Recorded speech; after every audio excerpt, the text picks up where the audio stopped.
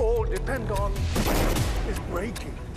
Is this how our story is due to end? In this race, evolution isn't enough.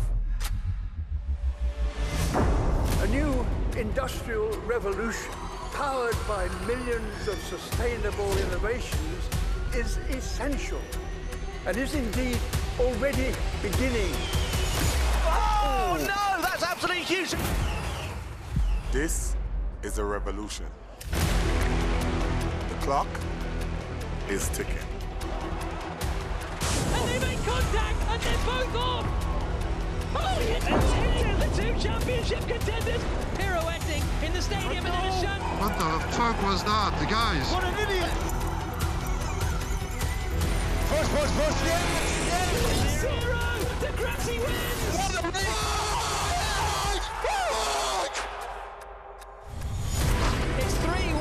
Comeback. That was so close to disaster. 9 seconds, that's my legacy. Jake Dennis, Formula E, World Champion of Season 9! World Champions, baby! This thing owns its own records. And that is a new indoor world record for Jake Hughes! Formula E, Season 10, it's on.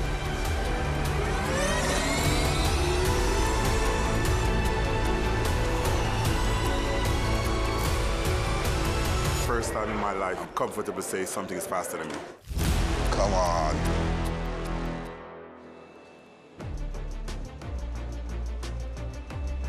Wow, what a start to the season that is. And hello and welcome to Mexico for the start of Formula E's Season 10. 22 drivers will be battling it out over 10 cities to be crowned the champion at the end of July. There'll be plenty of ups and downs along the way, I'm sure. But today, we'll see who takes the first pole of the opening qualifying session of Season 10, Karun, right here in Mexico City. Thanks for joining me, number one, Karun Chandok.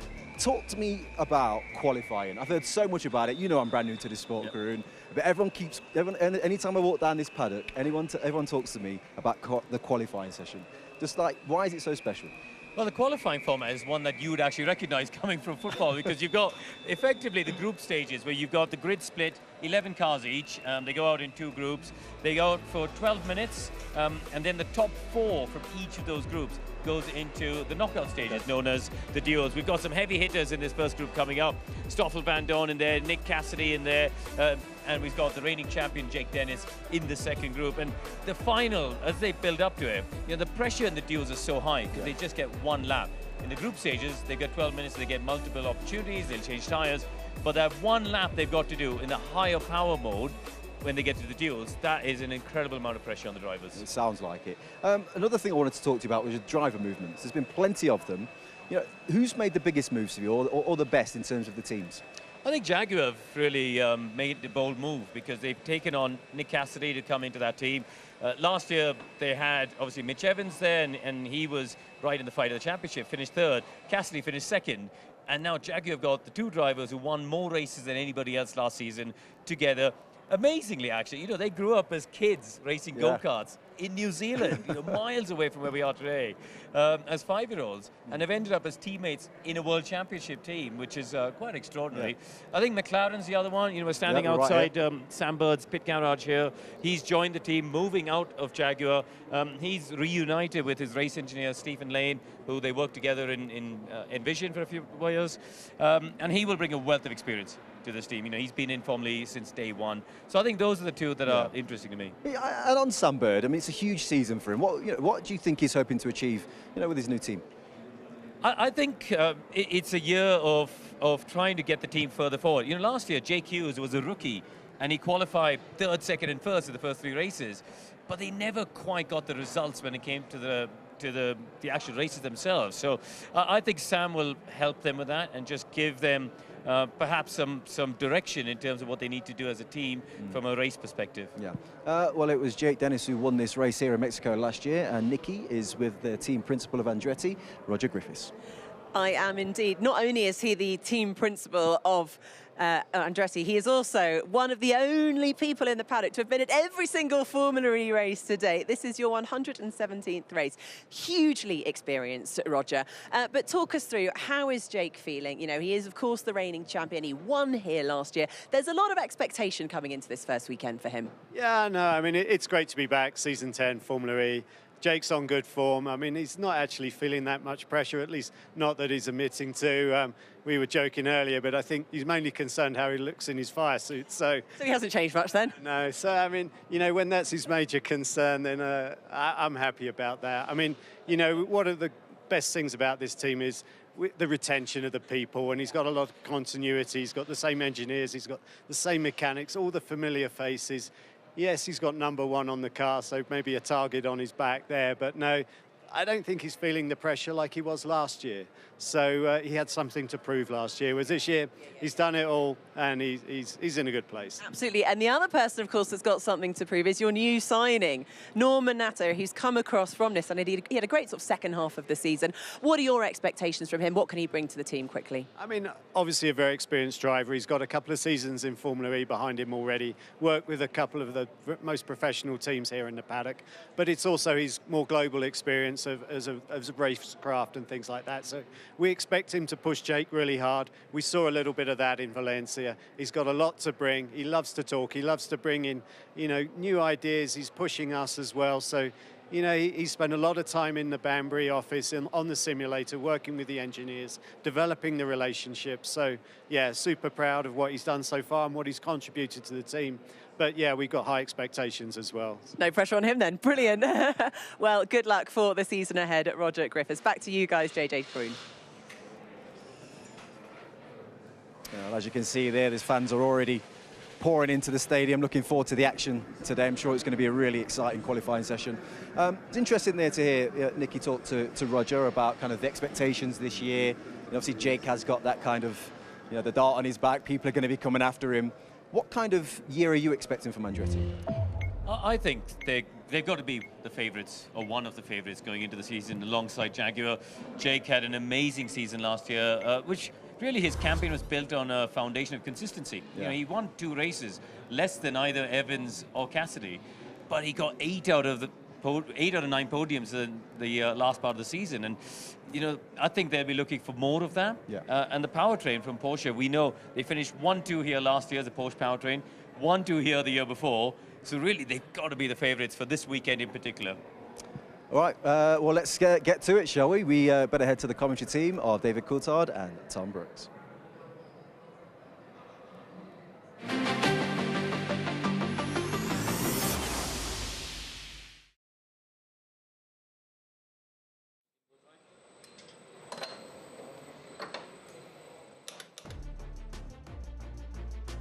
Well, thank you very much, JJ. Thank you, Karun, as well. Welcome along to Mexico City, the opening round of the 2024 ABB FIA Formula E World Championship. It is great to have your company. We are very much looking forward to this one. So, 2 groups of qualifying. Here is the first one. Stoffel Vandoorne for DS Penske. Robin Freins back with Envision. Sam Bird for Neon McLaren. Lucas de Grassi back at Abt Cupra. Norman Nato with Andretti. Jehan Daruvala with Maserati. Sasha Fenestraz with Nissan. Dan Tickton with ERT. Nick Cassidy for Jaguar. Edo Mortara for Mahindra. And Pascal Wehrlein with Team Porsche. So if you're new to Formula E, welcome along. It is great to have your company. So 22 drivers on the grid. We split them into 2 groups of 11 drivers. And then the fastest 4 from each group over their 15-minute session will go through into the duels. We'll have quarterfinals, semi-finals, and then we will have the final to decide who will be crowned as the Julius Baer pole position winner of the opening round of the season. Temperature beginning to rise as the clock is about to count down. 12 minutes of action about to get underway as Edo Mortara heads out onto the circuit. David Coulthard, looking forward to getting Formula E back underway into qualifying. Welcome along, it's great to have your company. No, thank you. Very much looking forward to what's going to be, I think, a pretty tight session at the top anyway. There's obviously already some teams putting out that, well, we're not quite as settled and happy and driver confidence isn't quite there, but I think it will be a pretty tight qualifying for the top 4 that are going through in this session. Yeah, I think it's going to be interesting. We're looking at free practice this morning, which was in slightly cooler climatic conditions. It was Jaguar that had the pace in terms of the powertrains and the teams. Mitch Evans fastest in practice ahead of Max Günther in the Maserati, but then you had the Envision of Robin Freins with the Jaguar powertrain, the factory Jaguar of Nick Cassidy in 4th place as well. So really interesting to see how they are going to fare. On the other side of the coin, Porsche looked like they were struggling a little bit this morning. They've dominated the last couple of years here, but they were down, languishing sort of on the fringes of the top 10, and in the case of Pascal Wehrlein in the other factory Porsche, down in 14th. Yeah, that's a difficult one to fully understand. They were out incredibly early this morning. Track temperature will be much lower than we'll be seeing certainly in this session and when we get to the race later. So there could always be sort of tales of woe of not quite getting the tyres into temperature. And what I've been discovering is that, you know, as these cars rely so heavily on their mechanical grip, the tyre being the only thing touching the road, there is no real aerodynamic support there. So getting the tyre in the window, getting the confidence in that braking, it just, you know, can make a huge difference to the driver's lap time.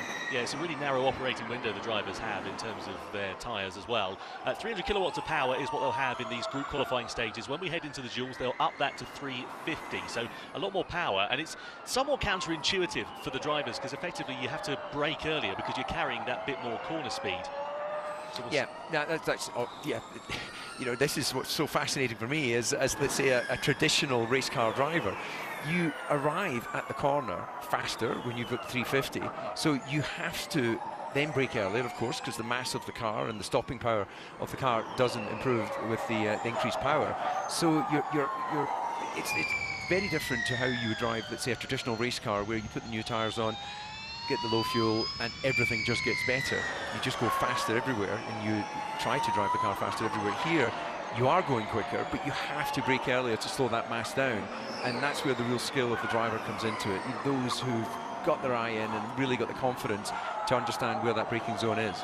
Yeah, and teams don't necessarily do a lot of running on 350 kilowatts. They generally spend the bulk of their weekend focusing on the 300 kilowatts because that's traditionally what is used most, especially under racing conditions. This is Norman Nato, one of the only drivers that's on a push lap. We see Stoffel Van Dorn's gone to the top of times with a 1:14.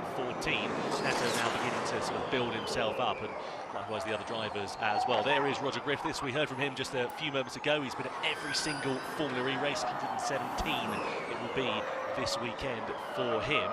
And Stoffel Van Dorn, former champion as well, back with DS Penske for another season, one of only 3 of the teams to not change their driver lineup, and they're deciding that consistency is key for their forward progress. Yeah, experienced driver, former champion, and you can really see the body language of the car.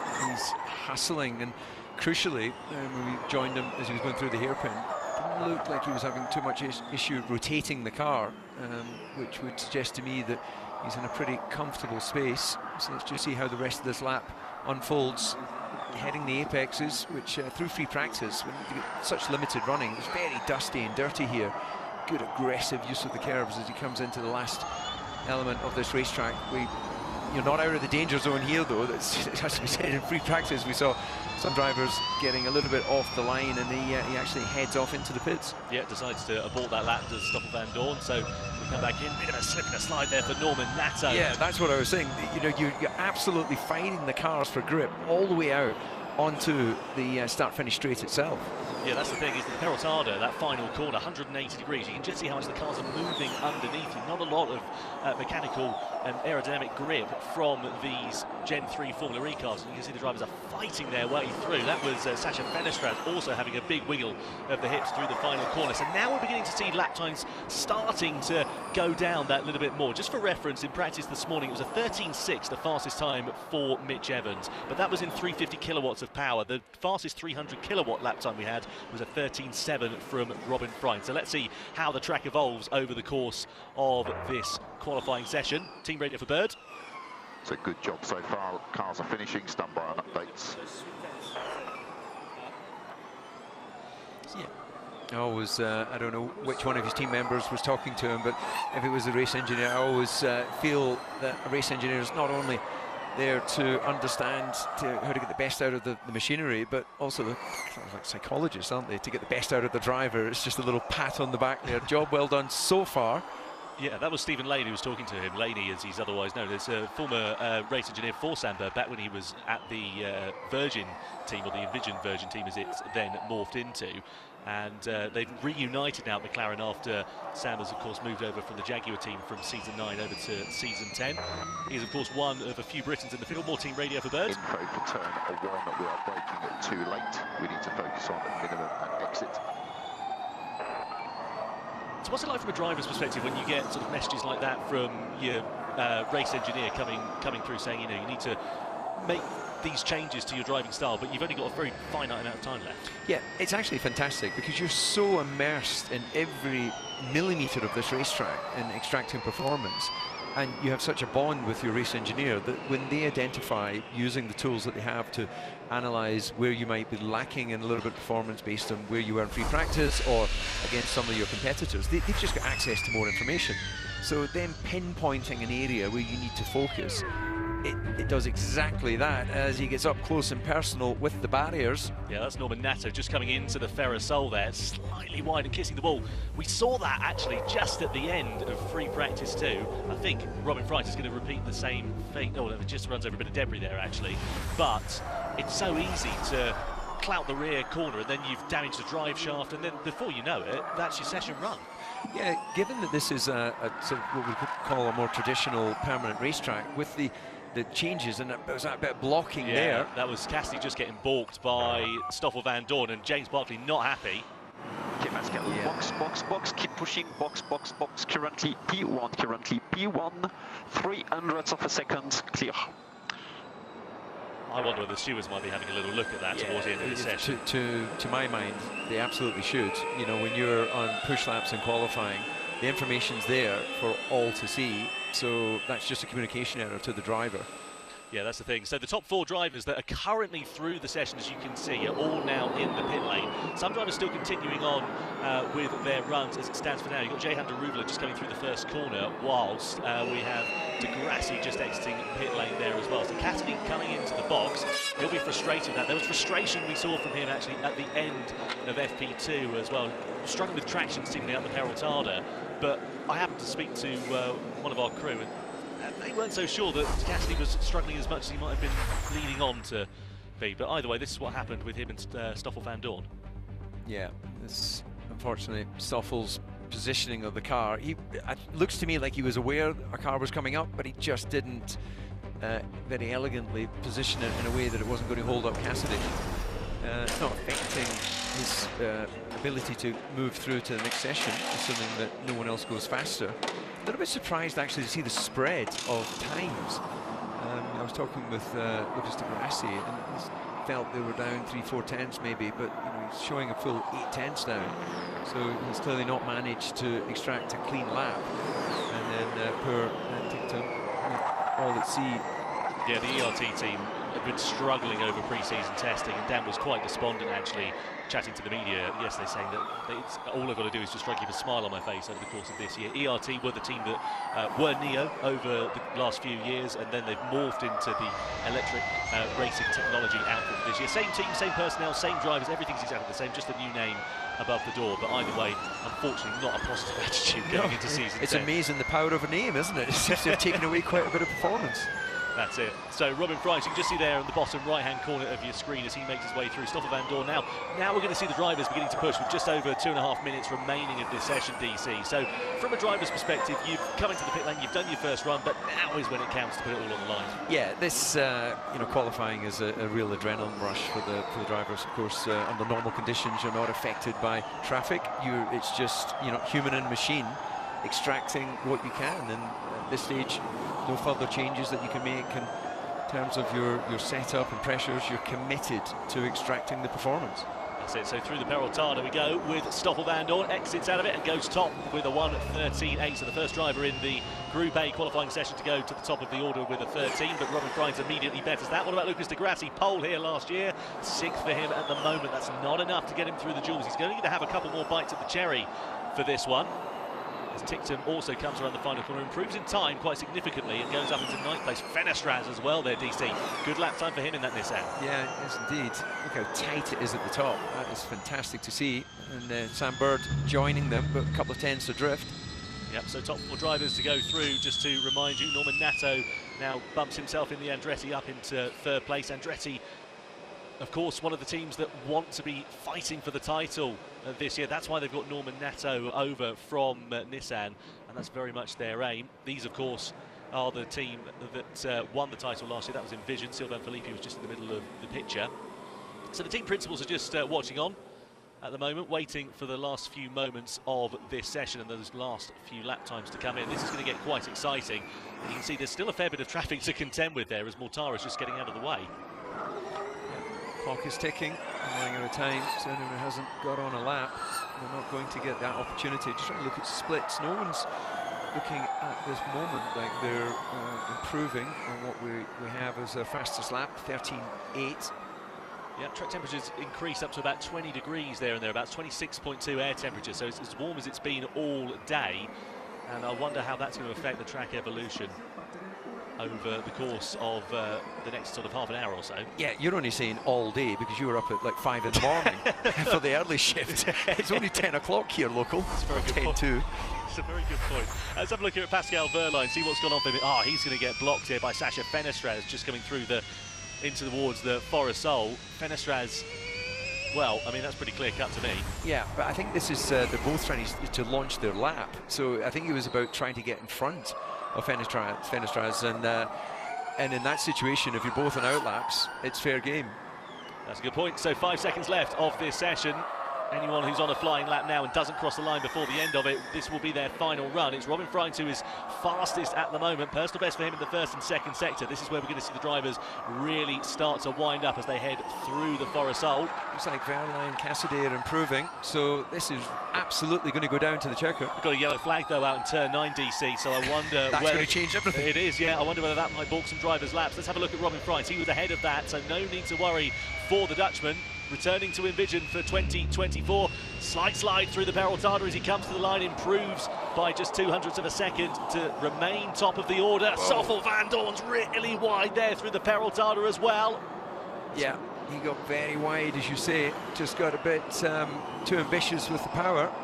Yeah, very easy to do when you're just pushing on as much as these drivers are. What about Dan Ticktum? Wide again. Yeah, just pushing the envelope a little bit much through the Peraltada. I think it's not going to be an improvement for him, and indeed he stays 11th fastest. Fenestraz goes into 4th place, so it's the Nissan into the duels as it stands for now. Knocks out Bird, but Pascal Wehrlein improves up into 3rd place, and then Nick Cassidy into 3rd place as well. So Nato gets knocked out as a result of that. So it's Robin Freins, Stoffel Van Dorn, Nick Cassidy and Wehrlein for the time being. What about Nato though, as he aims for the timing line? Can he improve?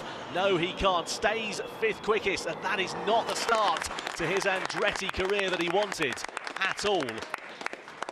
On the other side of the coin, great for Jaguar. Freins with the Envision Jaguar, and then of course the factory Jaguar of Nick Cassidy. Both of those drivers through into the duels, DC. Yeah, no, but look how tight it is. You know, you say there, Nato just being the first to fall, but yeah, 10th and a half or so away from the fastest lap.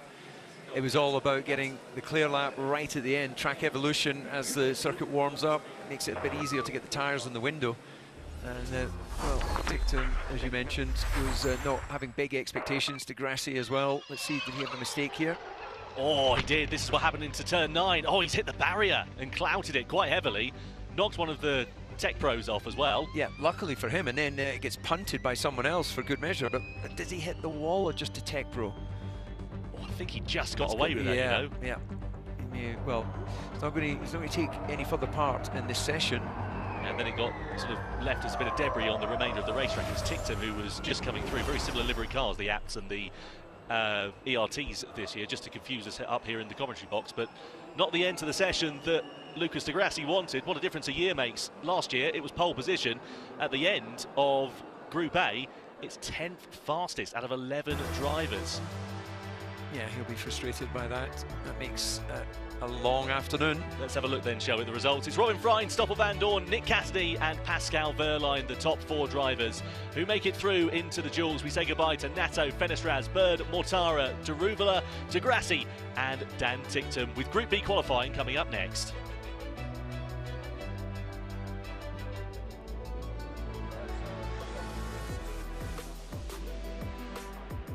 There's a lot of activity kicking off behind us. It's getting nice and excited. People getting ready for the race. But Karun, we've just saw Group 1 go out there. What stood out for you in that? There was a lot going on. There was a lot going on in terms of also positioning on that last lap, and it came down to people who didn't make mistakes on the last lap. We saw Van Dorn running wide, Ticktum running wide, you know, making that error, and that cost them at the end. But the other thing was just how tight it was, Jermaine, because the top 4 drivers who got through 70 hundredths of a second. Yeah. That is incredibly tight, you know, and that just shows that there's no margin for even a hint of a lockup. We saw Lucas de Grassi make that mistake at the chicane, but yeah, incredibly close. But the heavy hitters from the top team seem to have come through. Any surprises in there? Are people you fully expected to get through that didn't? No, I think Nato will be slightly disappointed. He's only a 10th and a half off. Let's take a look. This was Nick Cassidy earlier. I was saying about traffic and positioning. He was on a decent lap earlier on, but as he came through the stadium section here, you could see just there, Stoffel Van Dorn was in his path. Now, Van Dorn could really, around this corner, have kept it completely out of the way, stayed tight. But unfortunately for Cassidy, he didn't. So as they come around there, Van Dorn ended up sort of in his way. I feel some sympathy for Stoffel because it is a tricky part of the track to move out of the way, but that's life. But I think, yeah, on the whole, I don't think there were any massive surprises in that first group. We got a quick picture of James Barkley, the team principal of Jaguar. He didn't look happy at that particular moment. I think he would have been more unhappy if Cassidy didn't get through. I think the fact that Nick got to do another lap at the end and got through means that this will sort of be forgotten. Yeah, so, you know, ahead of Group B, is there anything that, any particular driver that you're expecting big things from? I think they've got to keep an eye on the track temperature. You know, it's getting warmer as the day's gone on, and that will be something that will affect the way they prepare the tyres for that one key lap that they need at the end of the session. Yeah, well, it's been a great start, really exciting. There's been some stuff I'm getting used to here, Karun, and that was a really exciting lap. But let's head you back out now there to our commentary team for Group B and see how they get on.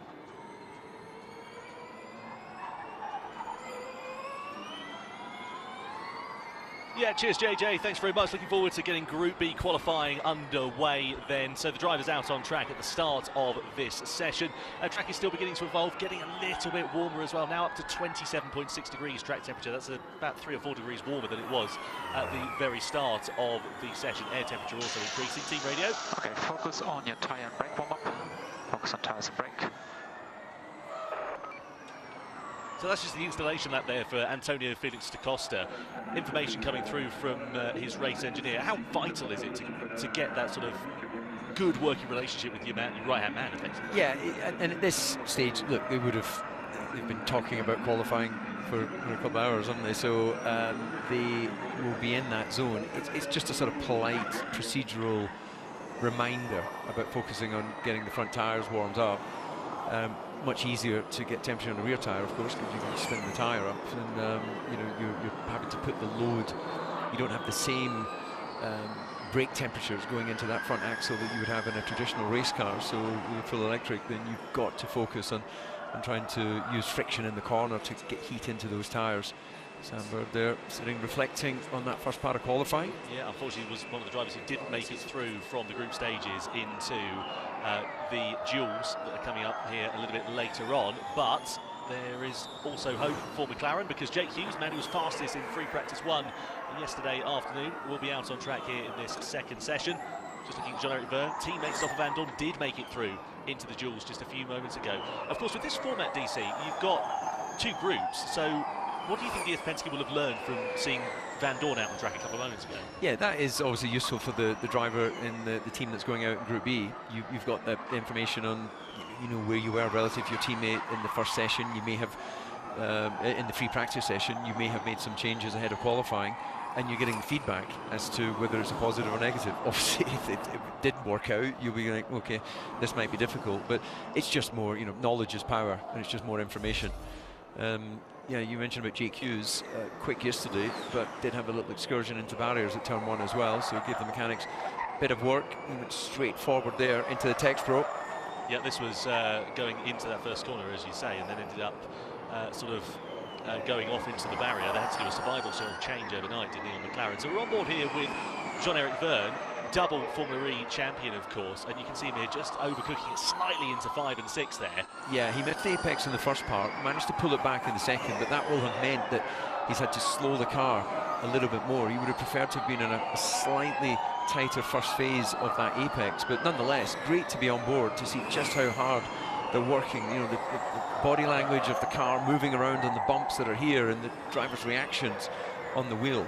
Yeah, they really are soaring away at it. It's very seldom that you see a driver not fighting to keep control. Max Günther, looking at him in the Maserati MSG team, it seems like it's going to be a challenging year for them. A lot of things going on behind the scenes, a lot of operational changes in terms of team personnel over the off-season, and I wonder whether that sort of lack of consistency is going to affect them over the course of this year. Nonetheless, Max Günther ended free practice 2 earlier on this morning, second fastest, so he's still able to extract the potential out of that car.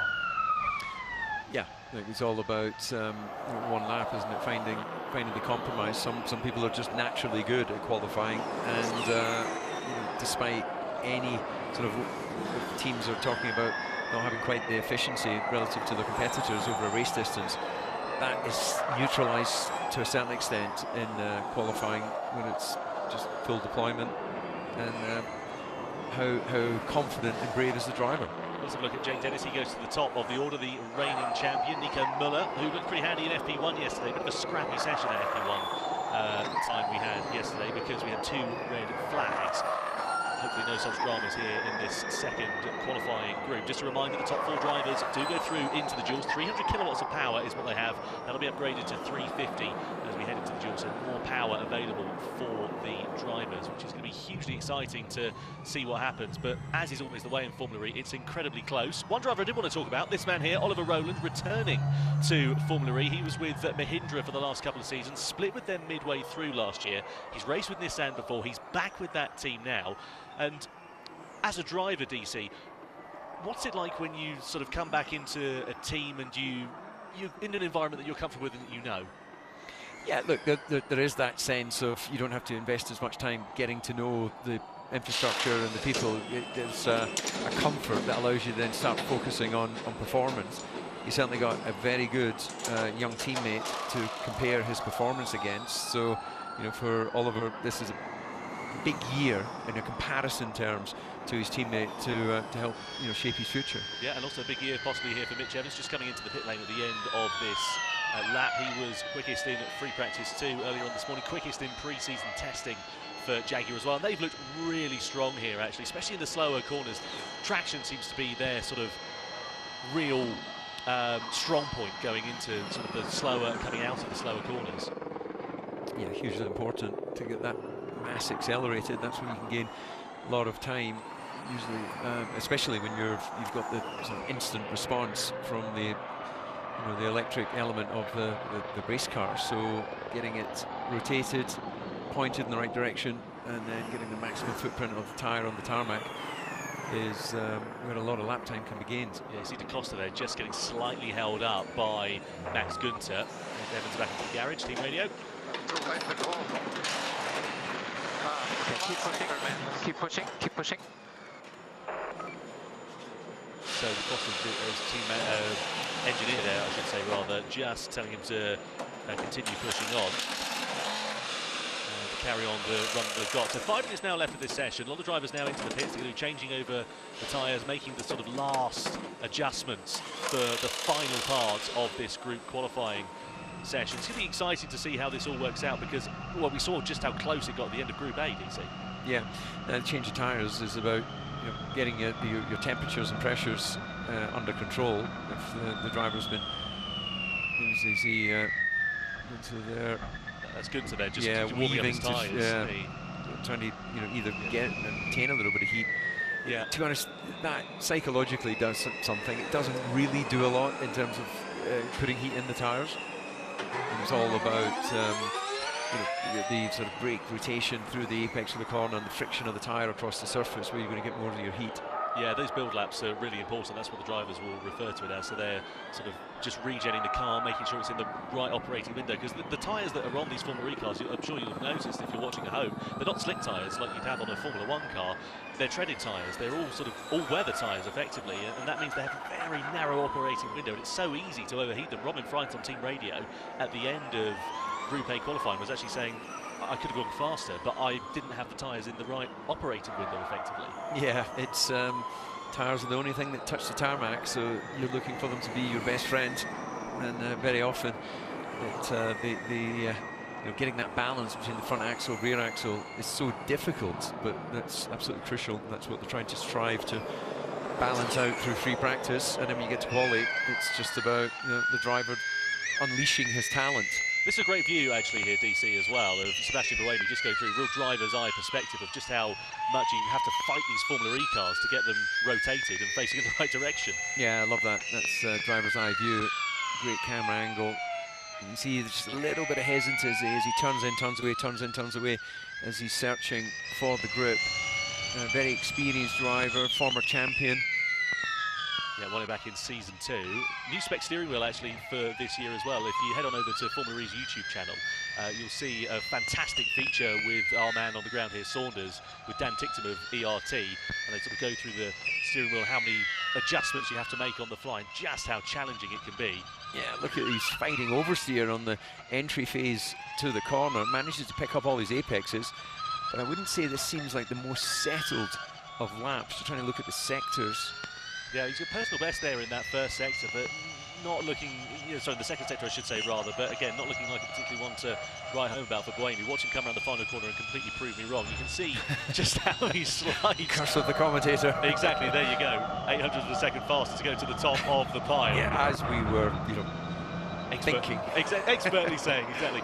Max Günther also improves as well. This is where we should see drivers now beginning to push. They're getting the tyres, the cars into the right operating windows. Just under 2 minutes now remaining of the session. Byrne goes up second fastest, and they're going to be chopping and changing all over the shop. Nico Müller has looked really handy in that Apps Cupra. The Mahindra powertrain behind them has not necessarily been the most competitive over the course of the last couple of years. But Müller seems to be really extracting the potential out of it. Yeah, look how tight it is again. It was a brief moment of joy and happiness for Buemi, but he's still only a tenth and a half away, but right on the cusp there. Yeah, Ollie Rowland coming over the timeline as well to begin another push lap. Mitch Evans likewise as well. 1 minute and 27 left of the session, so this is where it's really going to begin to count. Nick de Vries clearly in some bother down in 11th place, 3.9 seconds off the quickest time. So whether there's an issue with his car or something, I'm not 100% sure, but has to be. You know, there's no way he's suddenly lost that level of performance, and we're good to try and see if we can get an update on exactly what issue he has. Yeah, I wonder whether he's just encountering a little bit of traffic. So let's have a look here. This is Antonio Felix da Costa, and it's getting really tight here with. Crucially actually here as well, look at Mitch Evans. So you can see there he's on a fast lap behind, but da Costa's going to get right in his way with under a minute left of this session. So this will be his final flying lap, and is Evans going to be impeded for improving in his time? He's got the McLaren of Jake Hughes to contend with there as well. So this is not the ideal lap time for the Kiwi. No, look at them. They're all bunched and fighting over the same pieces of tarmac.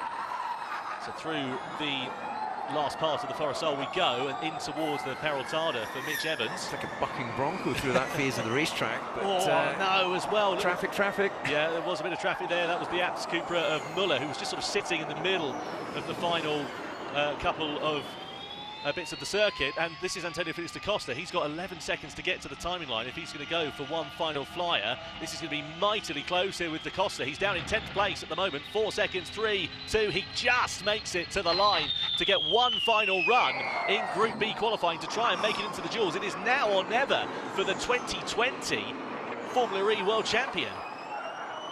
First 2 corners looks nice and tidy. There's a bit of traffic ahead, but I think it's on a lap as well. Yeah, that's the Mahindra of de Vries just in front of him. Hopefully de Vries is able to elevate himself up the order. It's Max Günther who is the pace setter at the moment, just heading through the final sector. 13.691 it is for Max Günther. Can he improve on that time and just secure himself a little bit more into duels that will be taking place a little later on. Slight snap oversteer through the Peraltada as he goes for the line. Doesn't improve, but he stays top of the pile. But what is everybody else doing relative? It's Jake Dennis, the man who's on the move at the moment. He's down 7th quickest at the moment, would be out. Da Costa, personal best for him in the 1st and 2nd sector here, DC, but he's getting, balked there by Ollie Rowland as well, who's not going to improve on this time. He did, I think he did everything he could to try and get out of the way, so hopefully that won't have cost him too much time, but it's never good when you see a car in front of you, just for your concentration. Yeah, Da Costa then through the final corner. This is crucial for Tag Heuer Porsche. He comes to the line. It's only 8th fastest. It's not going to be a place in the duels for Antonio Felix Da Costa. Jake Dennis is also backed off of his final flying lap. So the reigning champion is out of qualifying in Group B. Well, that is an absolute disaster for Andretti. Norman Nato didn't make it through in Group A, and Jake Dennis also fails to make it through in Group B as well. So by my money, that makes it only one Porsche-powered car through into the dual stages of qualifying. And in the circuits you see where they've dominated the last couple of years, that is a mighty surprise. Yeah, it is indeed, and then their apparent lack of form in free practice this morning has been realised. So I'm not quite sure what's changed overnight. Yeah, exactly. It's very much a big shock. Meanwhile, 2 Jaguar power cars, Buemi and Evans, do make it through. Likewise, Jake Hughes, the king of qualifying, 2nd for him at the end of the Group B stages, and Max Günther as well with an absolute blinder of a lap. So what happened to Dennis then here? He must have made a mistake on his final flyer, just coming through into 5 and 6. He's going to lose the rear. That's exactly what happened to him in the duels last year in the battle for pole position with Lucas Di Grassi. He made a mistake, ran wide, and he repeats the same feat 12 months down the line. Yeah, just overcooked it down into the hairpin, and that's cost him dear. Well, that's a huge shame there for Jake Dennis, not the way that those two, that driver would have wanted to start their season, and likewise for Andretti as well. Work to do for them ahead of the race this afternoon. I think you can already tell by the body language there that he's not a happy bunny. Yeah, helmet left on, international message from a race driver to say, don't talk to me. Well, an exciting end to Group B qualifying, but it is Max Günther, Jake Hughes, Sebastian Buemi and Mitch Evans who make it through. So 4 Jaguar-powered cars go into the duels here.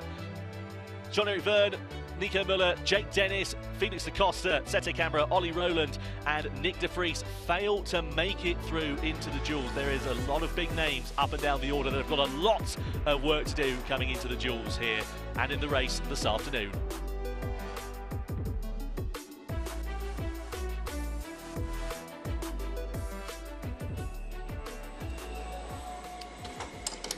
So then, now we shift our attention over to the duels, which will be taking place in a few moments' time. Up first, it's going to be Stoffel Van Dorn versus Nick Cassidy. I mentioned about Jake Dennis's body language. You can see him here just walking down the pit lane. Helmet still on, gloves are off, and understandably, the British driver, the reigning champion, not the way he wants to begin season 10 of the ABB FIA Formula E World Championship. Nick de Vries also, penny for his thoughts, down there right at the bottom of the pile. We thought it might take him a little bit of time to adapt to the Gen 3 cars, but whether there was something wrong with his Mahindra, I'm not 100% sure at this particular stage. I'm sure we'll find out a little bit later on, but nonetheless, not the way that Dutchman wanted to begin his return to Formula E. Delight on the other side of the coin for Sebastian Buemi. This is Oliver Rowland, turning with Team Nissan. He ended up 10th in that Group B session, so again, not a return that Britain would have liked. They're all heading off down to get weighed now, and you can see Nick de Vries on the right, Jake Dennis on the left. Visible frustration for both of those drivers, no smiles for them at the end of group qualifying. Hopefully they will have something to smile about a little bit later on here this afternoon. So they're going to go down here, get weighed, and then they will head back up and debrief with their team. Jake Dennis, his engineer, with Sean McGill, and I'm sure he'll be having a fair few things to say about that. Likewise, Jean-Eric Verne, of course, also crucially didn't make it through in the DS Penske. They had a tough season in 2023 for season 9 of the ABB FIA Formula E Championship. And they'll be hoping for a bit more of a return to form. Only one of their drivers making it through. That, of course, was Stoffel Van Dorn in Group A qualifying. Here is Max Günther, the man who was fastest at the end of Group B qualifying. Let's ride on board with the German as he comes through the Peraltada. across the timing line, and it was enough for him to go to the top of the pile and crucially head into the duel. It was very unexpected, actually. I said earlier on that there's been a lot of disruption with the Maserati MSG team over the course of the off-season, but Max saying, I don't think that's going to affect me at all, and so it proved to be. He was really able to pull the lap time out exactly when he needed to.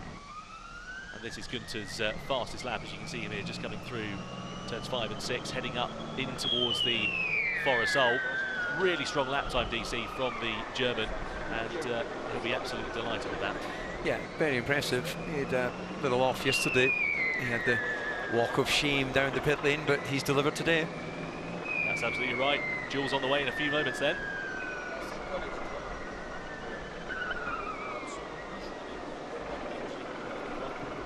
Well, there's plenty for us to get our teeth into there, Karun. Let's just do a full roundup, shall we? We'll look at Group A first before we look at Group B. We've got the standings to look at. How do you see it? Well, Robin Freins, great to see him on top in his first session back with the Envision team. He had a tough year last year with Abt, and he'll be very happy with that. Stoffel van Dorn, very strong as well. Qualifying was their weakness last year, okay. So I'm pleased to see that he was able to deliver that lap. Nick Cassidy and Pascal Wehrlein, less of a surprise. I think we expected to see them up there. Sam Bird, I think, out of that group will be a bit disappointed. Van Dorn got away with it. We saw the last corner. He had a massive slide and a big moment there, and lost a load of time on his final lap. In the end, he got through anyway. But I think this is something worth pointing out, because drivers, when we get to the duels, will still have to watch out. It is so dusty. If you even get a few inches off the racing line. Lucas de Grassi had an issue on his final lap there and caused the yellow flag. Now, that was a problem for him, but as we're about to see, it also created a problem for some other drivers, including Dan Ticktum. So de Grassi lost the back end of the car, hit the barrier, and that bit of barrier has landed up in the middle of the track. Unfortunately for Dan Ticktum, who we're riding on board with, he comes along here, and as he comes around the corner, bang! So that ruined his final effort. So yeah, that was the sort of standout moments from Group A. Yeah, I mean, it was, I think you mentioned as well, it was Robin Friend's first top qualifying finish since 2022. Confidence, that must breed confidence for him going into the quarterfinals. It will do, but I think it's a different ball game. The temperature changes here really make a difference, and you've got to deliver under that one lap pressure with the higher power mode. But you're right, it will give him the confidence that he's got the car balance underneath him to deliver the lap. All right, well, before we have a look at the Group B standings, let's go and see where Nikki is. I think she's at the McLaren garage. Well, Ian James, we had a chat yesterday after, obviously, the accident, but the team clearly worked really hard. They've given him a fantastic car today, and now he's quickest in Group B. Yeah, phenomenal effort by the team, as always. It's one of those things when you see that accident, and it wasn't a huge amount of damage, but it was enough that we had to change the chassis. So that's a tall order at any point over the weekend. But no, the team did a great job to get it back out there. Struggled a little bit in FP2, but again, some good, solid work by the engineers to find the right setup. This seems to be a track that Jake seems to do really well at. Yeah, it was strong here last year, actually. I didn't know whether that was kind of the rookie kind of magic coming through, but no, it's really, really pleasing to see him do well here again. And Sam as well was definitely, I think, on track to go through to the duels. We made a mistake. We missed the timing by 1 second to cross the finish line, which meant his last lap was out. Now, knowing Sam, he's going to be frustrated by that. You know what, I've just had a chat with him, and he was absolutely brilliant. I think he said, listen, we need to review it afterwards, but he was super complimentary again about the work that the engineers have done. Feels that they've given him a great car, so let's see what he can do in the race. Excellent. Well, that is good to hear. Good luck for the rest of qualifying. Thanks so much, Ian James.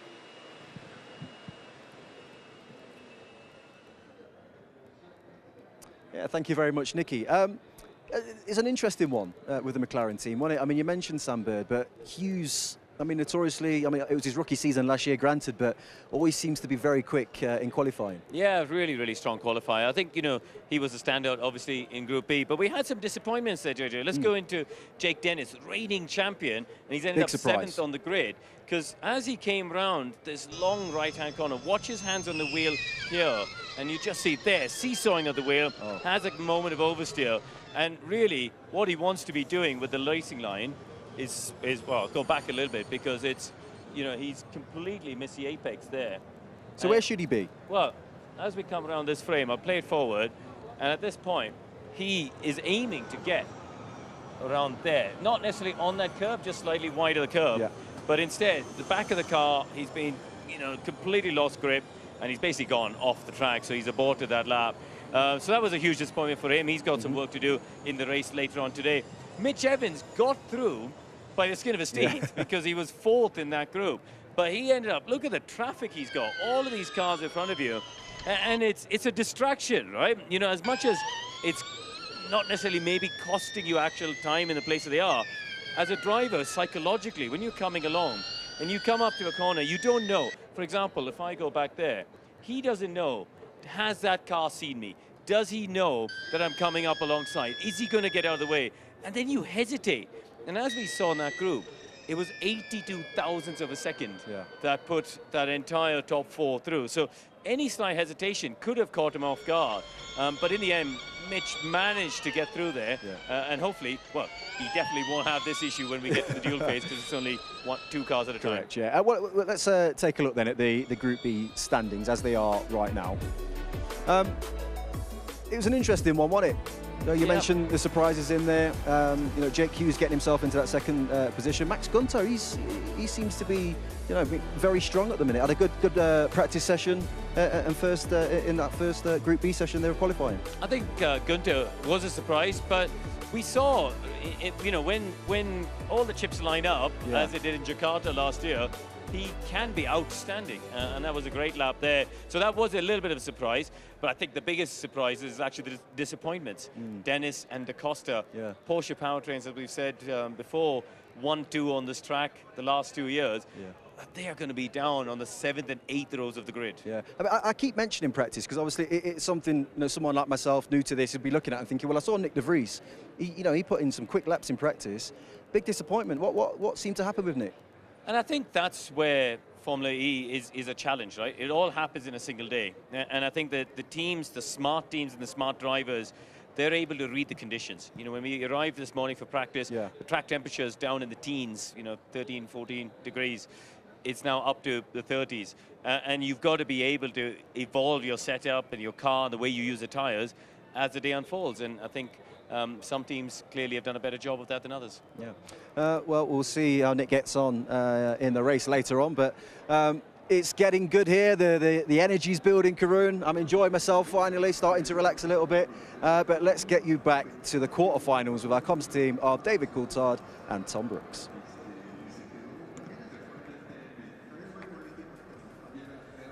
Yeah, thank you very much, JJ. Thanks, Karun, as well. So the first of the duels coming up for round 1 of the ABB FIA Formula E World Championship. You can see first up we'll have Cassidy and Van Dorn going head-to-head. Then it's Verline and Freint, Buemi and Hughes, Evans and Gunter. Of course, we'll have out of the 8 drivers, 4 will go through into the semis and then 2 into the finals in the fight for the Julius Baer pole position here for the race taking place this afternoon. Looking forward to this one. Nick Cassidy and Stoffel Van Dorn. Cassidy, of course, title contender last year. Stoffel Van Dorn, the champion the year before that. Last time these two drivers actually came head-to-head with one another in the duels was at both of the New York rounds back in 2022. Cassidy on that occasion won both of the duels. But of course, this has now gone from being a 15-minute or 12-minute session as we had in the group stages, David, over to a 1-lap session for this one. So it's all on the line, and mistakes could be pretty plentiful. Yeah, this just gets really, really tricky. You've got your outlap to fill the car and get the temps where you need them to be. Then you've got to send it. It's as simple as that. So it's really about banking the knowledge you picked up in the other parts of qualifying. And what you've got is what you've got, limited ability to make any changes, tire pressure tweak. But other than that, it's just about human and machine trying to achieve perfect harmony. A search which I'm sure goes on and on and on. Yeah, in the never-ending quest. Never-ending, indeed. So, duels, of course, does mean that we have an increase in power for the drivers as well. We go up 300 kilowatts, which we had in the group stages, available for the drivers up to 350 kilowatts. Doesn't sound like a great deal. It makes a huge difference. Drivers are going faster, but that means they have to adapt their driving style and account for that. And of course, over the very, very short lap that they have here, 2.6 kilometres of this Autodromo Hermanos Rodriguez, there's a good opportunity for those mistakes to come through. So what will happen in the duels, with the two going head-to-head with one another, as you can see, is they will exit the pit lane in staggered formation. Cassidy will go out first, a determined period of time will then pass, and then it will be Stoffel Van Dorn heading out onto the track afterwards. The idea being that they don't come across one another on their flying laps, and as such, they are able to set them relatively close to one another, but not impede each other, as it were. Yeah, you're just left there with your thoughts. I imagine the tension from what it must be like as a driver's perspective. You know, you're sat there and you know that you've only got one bite of the cherry to make it stick. Their heart rates will be like they're sitting on an exercise bike. It's always incredible to see, you know, fear focuses the mind, adrenaline pushes the heartbeat. That's it. They're now both out there doing what they love to do, taking a race car around quickly. To be fair, given the altitude here, it's about the same sort of heart rate as I would have walking up and down the pit lane, because we're, what, two meters above sea level. It doesn't sound like a lot, but it does make an absolutely massive difference. Oh, the altitude here is, you know, it really is significant. Just going up some small stairs and you're like, well, geez, am I really that unfit? I know, I went to the gym the other day and I was wondering what on earth was going on. Anyway, back to the quarterfinals and qualifying. There is James Barkley. Penny for his thoughts as he watches his new driver, Nick Cassidy, watching on. Of course, Cassidy coming over from the Envision outfit, so now, of course, this is the one and only chance that he's got to get the car up to the right operating window and then begin his one and only flying lap. Of course, only one of these two drivers will be making it through, and it's going to be interesting to see how it all works out. So Van Dorn there just coming through in towards the Forest Hole, past the fans here. This is a former baseball stadium that, of course, now is part of the circuit. You can see there a slight surface change as we now see Cassidy beginning his one and only flying lap. Down towards the first corner, really deceptive into here and very easy to overcook it. Fortunately, Cassidy gets it all okay here, DC, for the first part of this lap. The way he positioned the car into the braking zone there, that was a confident man. Let's see if he can keep it all together on the lap. A little twitch there from Stoffel as he comes out of the final turn. What's his first corner going to be like? Slightly wide into 5 there for Cassidy, but I think that might be okay. I think he'll get away with that because he got a good apex at 6. Yeah, just a little bit longer, greater distance around. Oh, that's a great shot. Loving that. Yeah, it really does give you an idea of just how much they're sort of running over the curves. Van Dorn slightly adrift in that first sector. It's going the way of Cassidy at the moment, but Van Dorn's catching. Wide, yeah, he is. Wide there, but he pulled it back to the apex, but you're just going longer around the racetrack.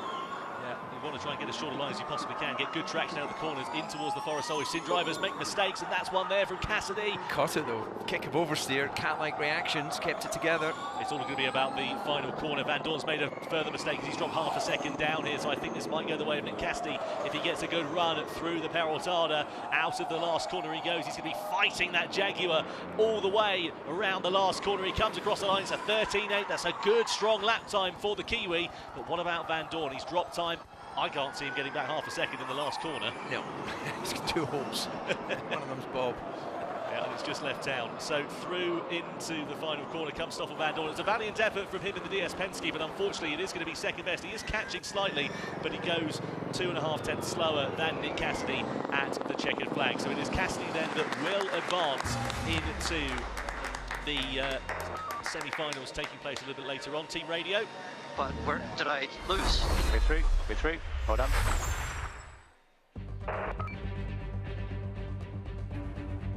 See how much these will have to work the car here over these curbs, DC. Yeah, I love these slow-mo shots.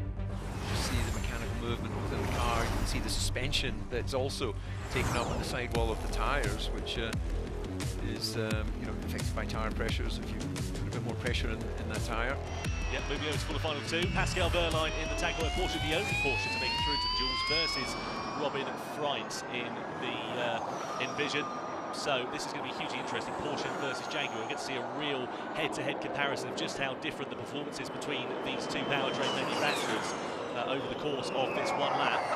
You can really see how Pascal set the car up to focus on getting a very clean run out across the line. He will not be as tidy come the end of the lap when you're then, you know, fighting for the overall lap time. But on the out lap, you've got the luxury of taking that slightly wider line. I would say that was a slightly more aggressive and less settled opener of the lap there.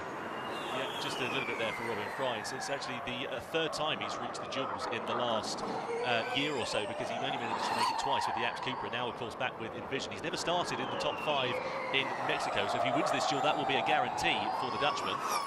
He's a long way off in that first sector. That's the problem, isn't it? So whether he's made a mistake or something, I'm not 100% sure. He must have. Yeah, he must have got it from turn 1, I would imagine, surely, just making some kind of an error there for Robin Fries, because he's dropped quite significantly off the back. So that is a bit of a saving grace here for Pascal Wehrlein. But that just goes to show exactly what I was saying earlier on, DC, about that pressure over the course of one lap. One small mistake, and it cost you. Yeah. Pascal, I wonder if he's given the update from his team. We haven't had any team radio, but I'd certainly like to know that the guy I'm competing against has dropped a couple of seconds. Yeah, that's it. So Freinz just going to manhandle his way through the Forest in towards the final sector. This is turn 18, then it's turn 19. It's not, unfortunately, going to be a progression from the quarterfinals for Robin Freinz on his return to Envision. You can see him fighting the car through the Peraltada. He comes to the timing line, eventually finishes some 2.3 seconds off Wehrlein's quickest lap, who incidentally went quite a bit faster, actually, than Nick Cassidy by some 0.3 of a second. Oh, yeah, he's just lost the rear, hasn't he, going in? Yeah, did so well to keep it out the barrier. He just had to open the steering there. He realised at this point, too much speed, opens the steering, and then gets enough speed off the car. Little cut across the grass, and yeah, playing chicken with that Tech Pro barrier. And at that point, he would have had a sinking feeling in his heart. Well, fortunately, he managed to avoid the barrier there, did Robin Fries, but that's a disappointing end to his session, a small mistake. But that's the thing, isn't it, when you've got 350 kilowatts of power, it's counterintuitive. You've actually got to brake that a little bit earlier, 5 or 8 meters earlier, just to get that car slowed down, because you're carrying more speed. Traditionally, of course, if you want to go faster, the normal advice for a racing driver is brake a little bit later. Sounds simple. Over to the quarterfinal, the third one that we've got then, and of course it is Sebastian Buemi versus JQ. Jake, of course, 2 pole positions for him last year. Buemi has reached the latter stages of qualifying at this track on 6 out of his last 8 visits to it. Let's see whether he can promote the Envision up the order here. We just saw his teammate make a mistake. This is where Hughes also in turn made an error in free practice 1. No such dramas for him here, and a good exit out of the first corner. Looking okay here for Hughes in the McLaren. He was really quick, as I said, over 1 lap in 2023 in season 9. Let's see whether he is going to be able to repeat that same feat here in season 10. In towards turn 5, slightly wide on the entry into there, but he's 0.3 of a second up on Sebastian Buemi, so this is looking pretty handy here for the Briton. Buemi just making his way through into the Forest. Anything you can pick out from his driving there that looks out of place, DC? It all looks very tidy. He's picked up time, actually, in the second sector, hasn't he, now? Yeah, very smooth there. Sometimes not looking like you're hustling too much, you're just letting the car momentum roll through. There's actually a lot of lap time in slow speed corners. This is going to be really tight, actually, between Sebastian Buemi and Jake Hughes, just 0.005 of a second separating them through the second sector. Buemi comes out of the final corner of the Peraltada. It could all come down to this. It's a 13.4 for him. Hughes has just managed to gain a little bit more time as he comes through the Peraltada. It's going to be all about the traction out of this final corner. Has he dropped a little bit more time? He has. Can he gain it up as he comes to the line? I don't think so. Hughes is going to come to the checkered flag, and it is eventually Sebastian Buemi who finishes just under 0.2 of a second clear to progress forward into the semi-finals. Yeah, just a little mistake there in that final sector, and had to open the steering, and it was enough to drag off some lap time, or add some lap time. Really impressive stuff there for Sebastian Buemi to make it through into the duels once again.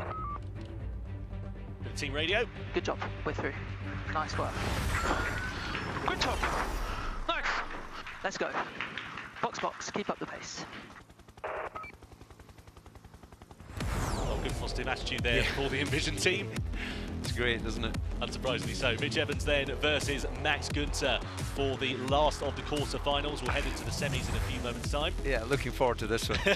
they're both confident and on form. Well, Evans reached the duels last year 12 times, more than any other driver. He's also won 9 out of his last quarterfinal duels as well. Let's see whether he's going to be able to elevate himself into the semis, but we know that Günther has been really quick over 1 lap in that Maserati.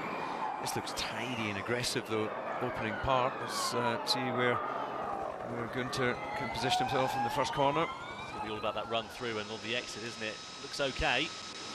little bit more time lost in the sort of second half of that second corner, but it'll all sort of begin to average out as we get into the sort of middle section of this lap. But Evans, again, looking confidence. beautiful. Yeah, the aggression you see there, you know, forcing the car to where he wants it to go. Really nice to have that confidence underneath you, I'm sure, as a driver, just kicking up a little bit of debris courtesy of a accident we saw in free practice 2 a little bit earlier on here today. Gunther some 2.5 tenths of a second shy of Evans, but Evans just locked to lock here, isn't he? Yeah, really impressive to see how much aggression on that turn in. You can see he's using the scrub of the front tyres, not only to slow the car down, but he's got the confidence that he's got the grip in the front axle to hit the apex. So through the final corner we go then for Mitch Evans. This is looking like a nice tidy lap time. Gunther's slowly closing on it, bit of a slide through the last turn, and 13.1, that's the quickest lap we've seen all weekend, and Mitch Evans, right when it counted, gets himself up. I don't think Gunther's going to have any response to that at all. No, that's an impressive lap, and he's just too far down, Gunther, to be able to make it up. Yeah, well, the one saving grace for Gunther is it will be a best ever Mexico City start. His previous best was 10th place back in 2022, but unfortunately he has to play the bridesmaid on this occasion to Mitch Evans.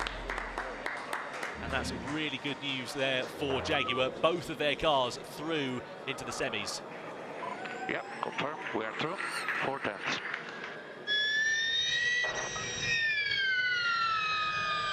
That was absolutely supreme lap time there from Mitch Evans, right when it counted, the pressure on board. The Kiwi manages to make it through. Talk us through this here, DC. Yeah, look, I just, right from turn 1, the confidence and aggression in his driving to position to say, I am sending it to that point on the racetrack, and absolutely the car delivered for him. So, love to see laps like that. Superb driving from Mitch Evans, throwing down the gauntlet only in the quarterfinals. He's going to do it all again in a few moments' time, but the semi's on the way. Let's see whether the Kiwi is going to be able to put himself up into contention for pole position, making his way into the pit lane, over to the weighbridge. This is where the FIA are just going to check over the car, make sure it's all complying to the regulations. Make sure it's crucially at the right weight as well. Should have no issues.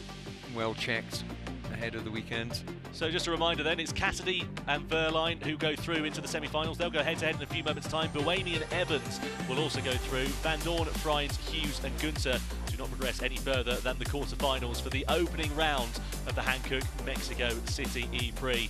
It's going to be hugely exciting to see how this is all going to work out, and which of the drivers out of the 4 are going to end up on top heading into the final in the fight for pole position.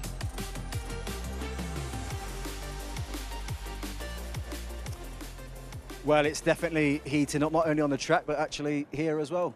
Boys, we've been joined by James Rottiter, the former team principal of Maserati. Thank you for joining us, James. Impressive start for Jaguar in those quarterfinals. Yeah, great performance by both of their drivers there. Yeah. I think we saw them just scrape through in the opening segment, but they seem to be really, really strong in the duels. Yeah, anything you saw in the Karun that, I suppose, moving forward into the semis that you think got a good chance going forward? Yeah, I think we've been saying all weekend that the Jags are the favourites, and 3 out of the 4 in the semis are the Jaguar powertrains. But I think Mitch Evans and Nick Cassidy are playing a bit of a game with each other. James and I were speaking this morning saying, you don't want to show your hand too early with your teammate, because they could see the data, see the information where you're fast and where you're not. Mitch Evans there threw down a bit of a gauntlet. You know, he did a 13.1, which is the fastest time we've seen off the weekend. Cassidy will have the opportunity to look at that data, look at that information now, see where Evans was faster than him as they go into the next phase. So I'm interested to see, because there's a chance we could end up with the 2 Jags in the final here, which could be pretty exciting. Is that not dangerous, James, to be making tweaks like that, even if you've seen your teammates' information, to be making those changes when you seem to have been putting in some good times and laps over the course of a period of time? To make that one tweak for a quarter-final, is that risky?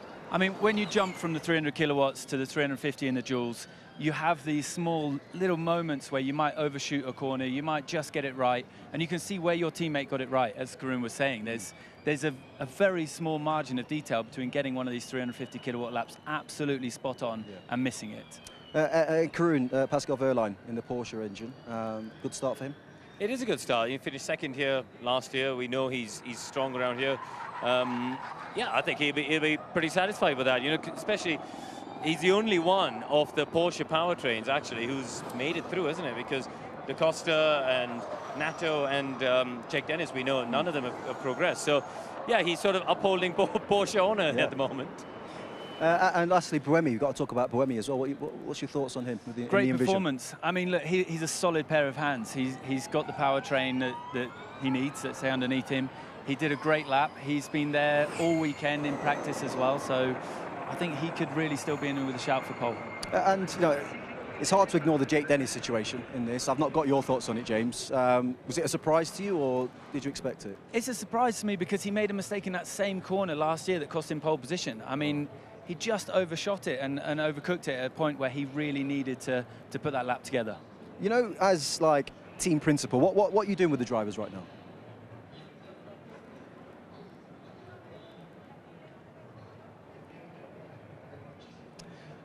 As team principal, James, what's your kind of plan now with the drivers? Once they come in and they settle down, what are you thinking? Well, I mean, if you haven't made it through, you know, you're going through everything, planning the race already, you switch your mindset instantly to race performance. I mean, as we're saying for Jake, you know, now he's got it all to play for in the race. He's got to make up a huge amount of positions. Yeah. I mean, he's starting, you know, he was 7th in his group, so he's going to be starting 15th, 16th. So big challenge ahead of him. The one thing we haven't mentioned, of course, is that Cassidy and Evans have got a grid penalty. They will have a one-place grid penalty, as will Stoffel Van Dorn, who's obviously been knocked out already. So, you know, neither of those drivers can start on pole position. We could end up with 2 drivers in the final who have both got penalties, in which case, I'm not entirely sure one of them will actually end up on pole. So, yeah, there's a little bit to be worked out here. Yeah. Fortunately, that's the job of the stewards and not us, but they can tell us what happens at the end. Yeah, there is still the 3 points to play for, though. Even if you get the penalty, you still get the 3 points. So, you know, I think for that Cassidy-Evans battle, you know, that inter-team rivalry, we're going to see one of them want to take those 3 points. Okay, well, let's head down to the pit lane with Nikki, who's with Robin Frins. I am indeed. Thanks, JJ. Robin, you lost out to Pascal Wehrlein just then in the quarters, but let's focus on the positives, because you're going to be starting from the 4th row on the grid, which is a big improvement from last year. For sure, it's a different team. I know we have a good car. You saw in qualifying groups, if I do a good lap, we are quickest or, you know, in the top 3. Unfortunately, I did a mistake in, against Pascal. You start P8, but the team has shown many times we have a good race pace. So I hope we are moving forward and hopefully see the podium. You obviously are back home at Envision Racing. How much confidence does it give you coming into this season, knowing you've got a pretty impressive powertrain? It feels good, I'm not going to lie. It's good to be back. Team is very pumped to have another team championship in the bag, obviously. So we're pushing very hard. Just feel a bit like I let the team down here today, but hopefully I return the favor in the race. Yeah. What is the plan for the race? Because I don't want to remind you of what happened last year, but of course you broke your hand. You literally lost a pound of flesh in a glove. It was all pretty horrific. Have you managed to put that behind you and you focus on a new start today? Yeah, obviously last year was a bit of a nightmare, but I invited the doctor over, which operated me last year, so hopefully I don't need him this time.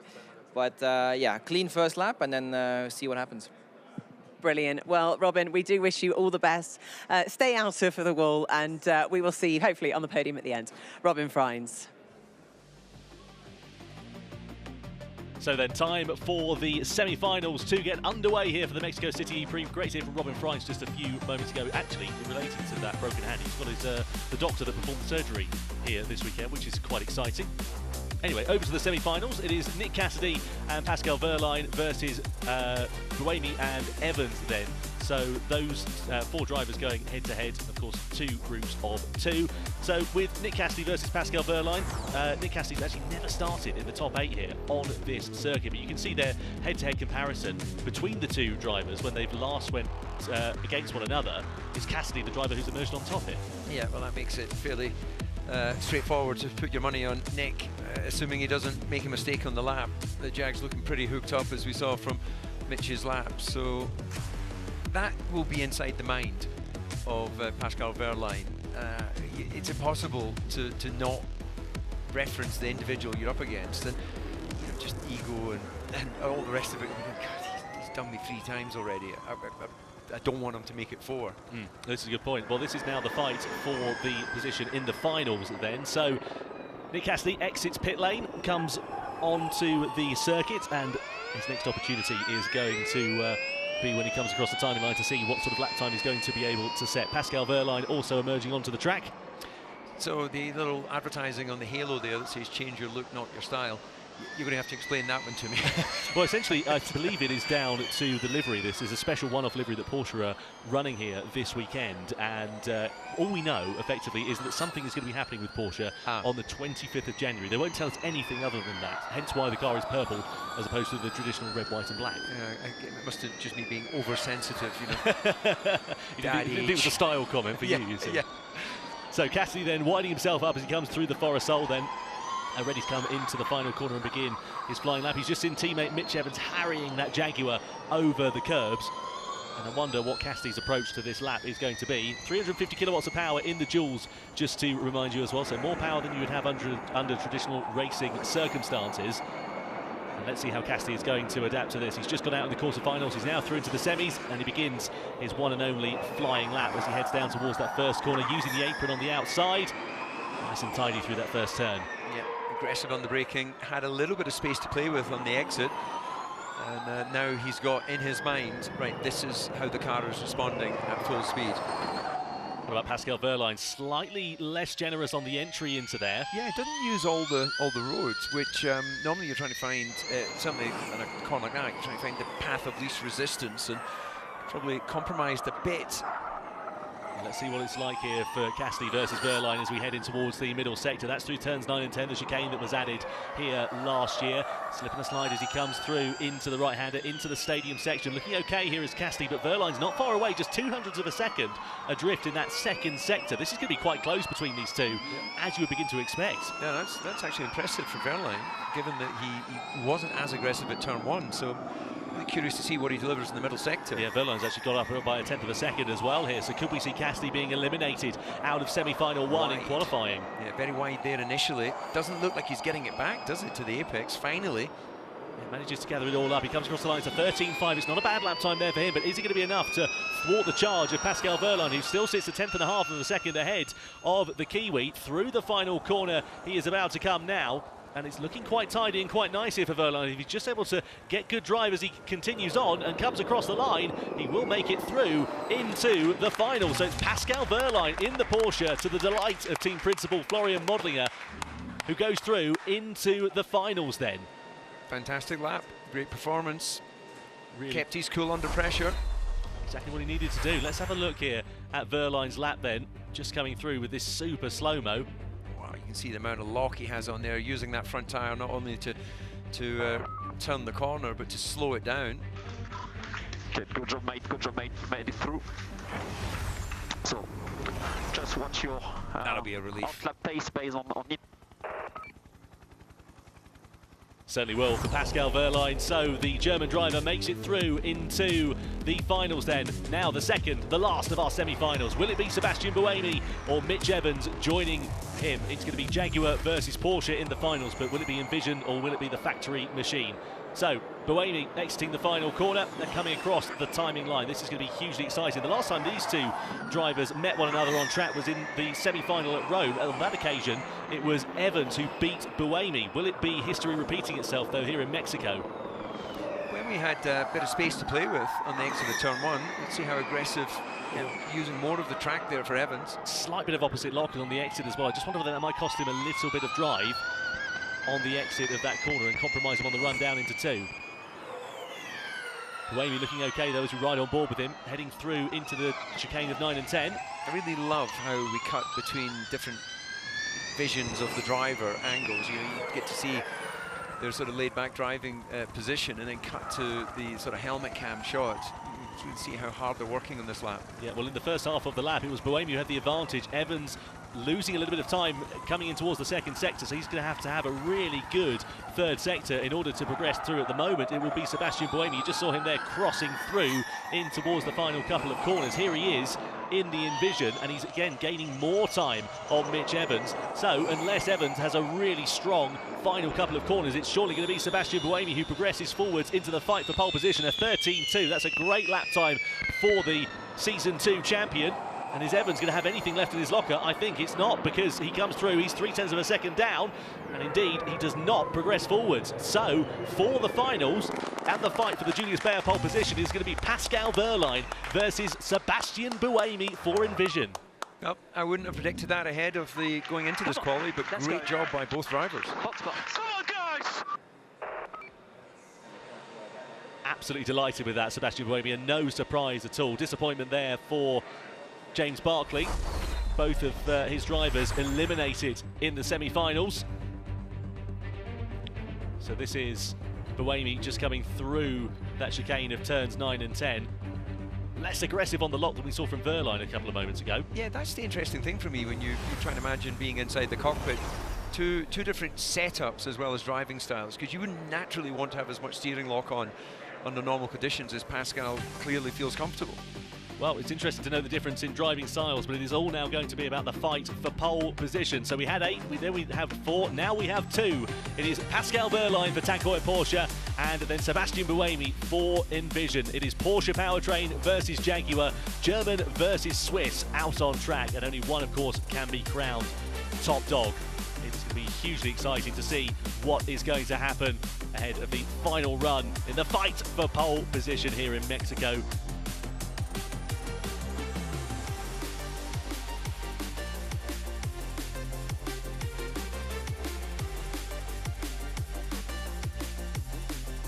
So then, last preparations taking place ahead of the final duel of the day for round 1 of the ABB FIA Formula E World Championship. Great to see the Mexican fans coming in to the circuit. This is in the Ferrosol, capacity of 40,000 people here at the circuit expected today. That is a sold-out crowd for the third consecutive year in a row, I believe. And a motivated sold-out crowd. They were arriving at the track in their droves as I was coming in this morning.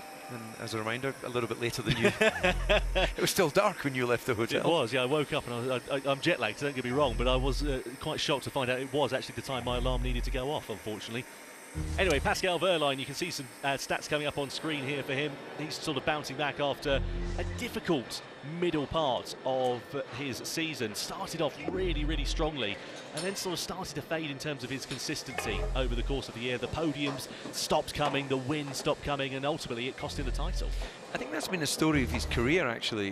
No question he's fast, but it's been the consistency across the season which has made it difficult for him to mount sustained championship campaigns. But, well, how old is he now? He's got quite a bit of racing experience, 29 years old, so he may just be coming of age. It's a very, very good point. Well, Sebastian Buemi is going to be aiming for pole position. He reached the dual final twice in 2023. That was back in Diriyah and Berlin. On both occasions then, he took pole position.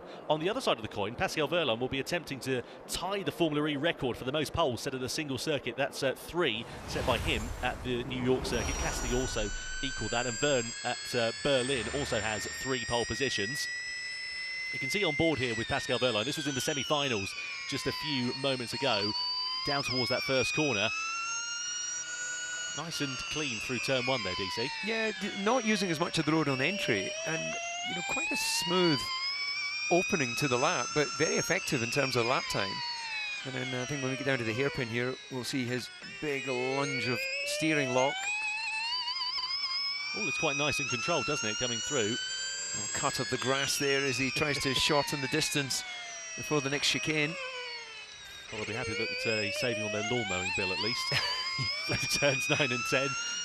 Bit of a slide on the exit of turn 10 in towards the Forest-Sol section, the stadium. This is such a brilliant part of the lap, but it can cost you a fair bit of time if you get it wrong. Yeah, curious to see how what the feedback to the steering is over all of the bumps through this section. This is one of the hardest phases for the driver. So through into the final corner there for Pascal Wehrlein as he completes the lap, gets himself through into the final in the fight for pole.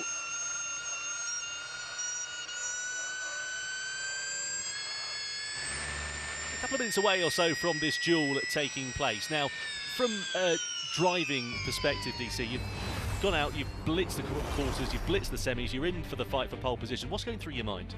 At this stage, you've got as much information, well, you've got more information than everyone else, than anyone else who's made it through than the final 2. So you're confident, you know the car. It's track evolution, temperature still going up, track temp up at 32.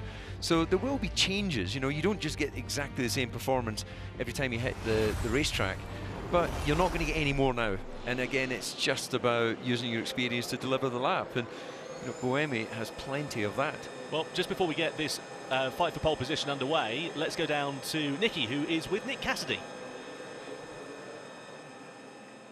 So, of course, one driver everyone's talking about this weekend is Nick Cassidy in a Jaguar TCS. That's your first qualifying in the Jag car. How was it? Yeah, it wasn't easy. I think actually I haven't been very comfortable this weekend. I'm struggling a bit. Still some new things that we're getting used to, even though, you know, new team, same car, a few little changes. And I think overall I'm pretty happy with this result, considering I'm sure that we can only get stronger. I mean, this is your best qualifying position here at this track, so that's got to be a positive, but obviously always disappointing not getting through to the final. Tricky one. Yeah, no, I've got to be happy. Like P3, you know, it's... Well, I wasn't a P3 car this morning or yesterday. Somehow we've got a result out of it, and like you say, it hasn't been a good track for me, so yeah, it's all good. Excellent. Nick Cassidy, get up for the race. Thanks very much. Well, thanks, Nicky. Thanks, Nick, as well. Don't forget, of course, about the Formula E Predictor. Scan that QR code and predict who you think is going to take pole position out of Sebastian Buemi and Nick Cassidy. Sebastian Buemi and Pascal Wehrlein, I should say. Rather, I've got Buemi on the mind. I've got Nick Cassidy on the mind, rather, I should say, after hearing from him just a few moments ago. Here is Pascal Wehrlein, then, just about to emerge from the Porsche garage. Let's see what the German driver is going to be able to do. Tension is in the air. The fight for pole is about to begin.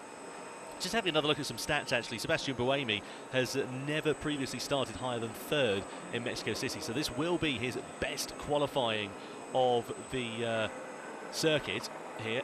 And given that Sebastian Buemi has been in Formula E for, well, since basically the inception, hasn't he? Since season 1, it's certainly no mean feat. Let's see what he is going to be able to do. It's fast and furious, isn't it? The build up to race day, between practice so early in the morning, and if you're in all of the parts of qualifying, which is clearly what you want to do, you never really get your heart rate below 100 probably the whole time. That's the thing, isn't it? It really does come thick and fast, and it does often lead to mistakes coming through, drivers pushing on and trying to maximise the potential of the car and the circuit. But the difficulty with that is if you do make an error, you do send it into the wall or something along the lines of that, you haven't got a lot of time to go and rebuild the car or make any sort of changes, really. Yeah, a lot of pressure on every element of the team. So Pascal Wehrlein will be first out then ahead of Sebastian Buemi. Just a reminder of how we got here to the finals then. So the quarterfinals, we had 4 drivers, then we reduced that down to 2 drivers that made it through from the semis. And then the final will see Pascal Wehrlein versus Sebastian Buemi to see which one will take pole here this morning in Mexico City ahead of the opening E-Prix of 2024. I think this is going to be mightily close. Both drivers have been exceptionally fast over the course of this weekend, and I have to say that Wehrlein seems to be really harrying that Porsche a little bit. And also, of course, it's an interesting one here, DC, because you've got Porsche versus Jaguar, 2 different powertrains. Yeah, I think that Wehrlein's just been building his confidence quietly over the weekend. This is going to come down to who doesn't make a mistake. I will give you the countdown to the light, and then I leave you alone. Love that. Countdown to the lights, and leave you alone. Go deliver. That's what a driver loves, though, isn't it? When a race engineer's not talking to you, so when you need to focus. It shows a trust, doesn't it? This is, you know, we've done everything we can for you. Now it's in your hands. It certainly is. So Sebastian Buemi just about to exit on to the circuit then. The Swiss driver for Envision. Let's see what he is going to be able to do. Just making sure everything's all good to go in the cockpit. And now, of course, it's all about getting the tyres, the brakes, the powertrain, everything into that right operating window ahead of this one flying lap. Buemi just making his way through turns 2 and turn 3, just getting the car warmed up. Wehrlein, meanwhile, looking to put a little bit more distance and looks to be sort of pushing on a little bit more than Buemi in the first couple of corners. Yeah, he's hustling a bit more to feel the car, work the tyres, get some movement in those sidewalls, and make sure all your temperature's right for when you commit to what is a fairly sort of short entry, relatively high speed apex first corner. It is, and it's prone to drivers making mistakes as well, especially when you've got 350 kilowatts, 50 kilowatts more than racing power than you do have in these dual qualifying sessions. So it does mean the drivers have to adapt their style. So let's see what happens then in the fight for pole position. Pascal Wehrlein rounds the final corner. Clean. Not a bad exit, actually, as he comes across the timing line down towards the first corner. What's it going to be like through turn one, though? That's going to be the crucial thing. It's okay. It's nice exit as well. Yeah, he definitely used a bit more of the available road on that particular corner than the previous lap in the final. Sebastian Buemi, not a bad exit for him out of the final turn as well. This is going to be very exciting to see what happens, using all of the road on the run down in towards turn one. Nice and okay through there. A little bit slower than Wehrlein on the apex of the corner, seemingly, as he just drops a couple of hundredths of a second back. But wait for the drivers to come through the middle sector, and that's when we'll begin to see just what the representative time is like. But Wehrlein looking really comfortable and calm out here in this Tag Heuer Porsche.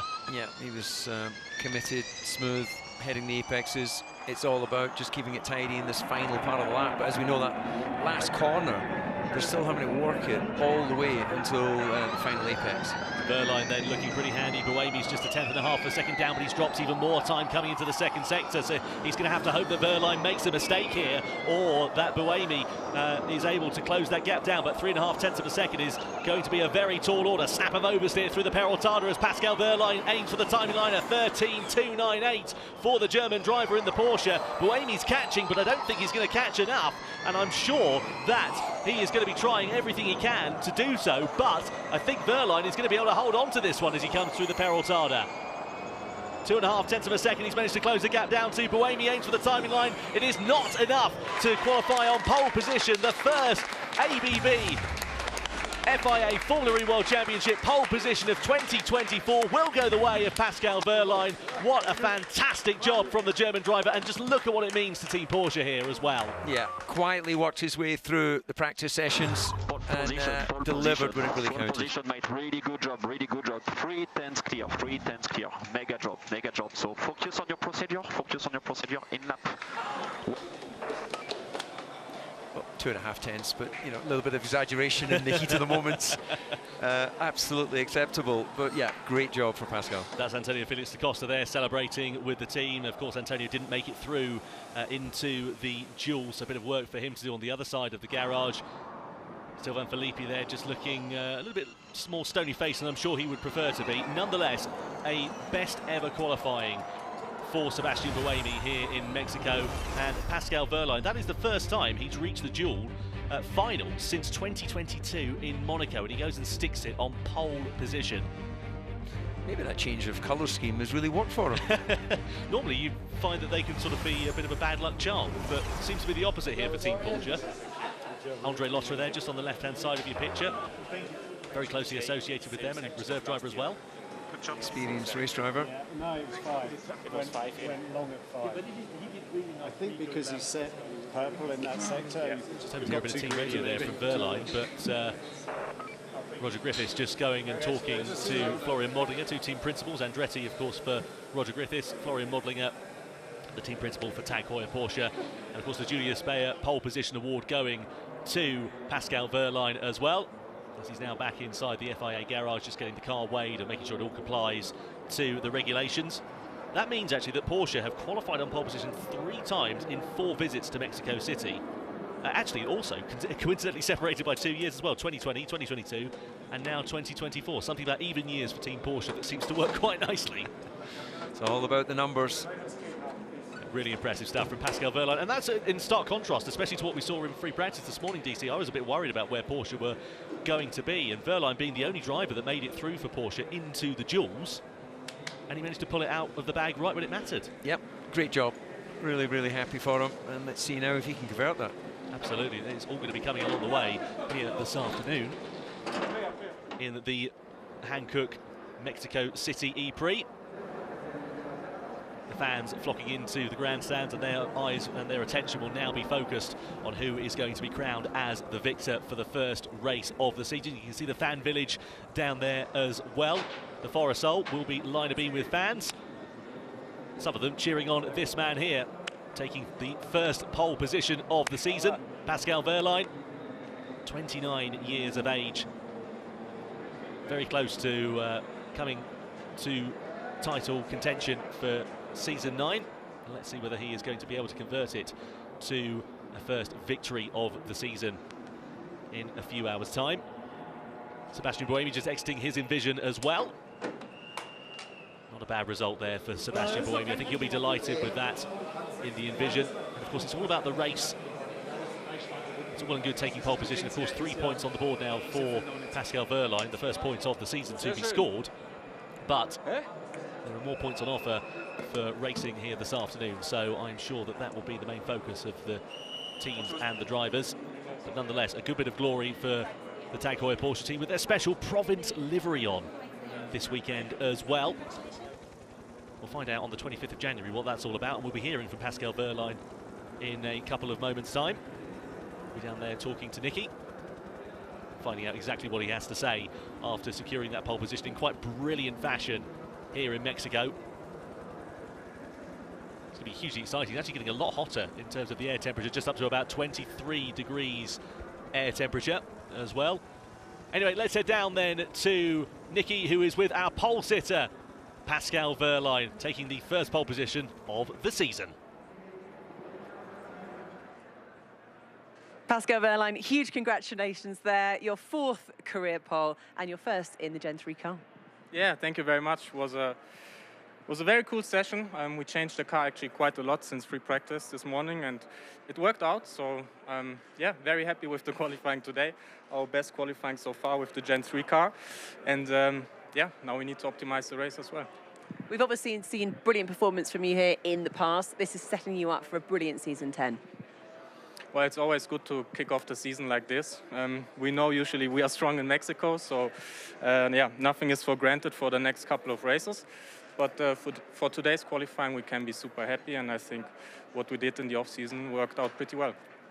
Well, congratulations. I would now like to introduce Mark Fowler, the market head for Mexico Bank Julius Baer, to present you with the Julius Baer Pole Position Trophy.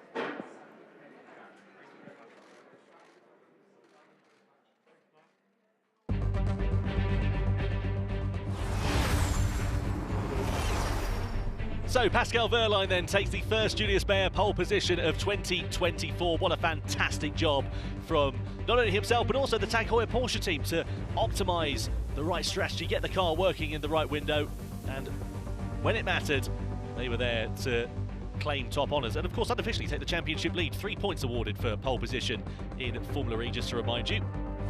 Now does sit atop the driver's standings for the first time this year, and I'm sure probably not the last, given some of the performances that we saw from the German. Let's head down to the pit lane now then and catch up with the man who starts second on the grid, Sebastian Buemi for Envision Racing.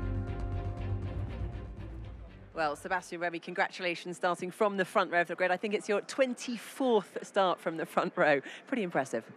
Yeah, a bit disappointed, obviously, not to get pole position. I guess my mega lap was in the semi-finals, and yeah, I didn't have that grip, you know, in the final. I felt like I was all over the place. So I'm still happy with the lap, even so, obviously, yeah. What are your expectations for the race? Can you keep up the pace and match the Porsche powertrain?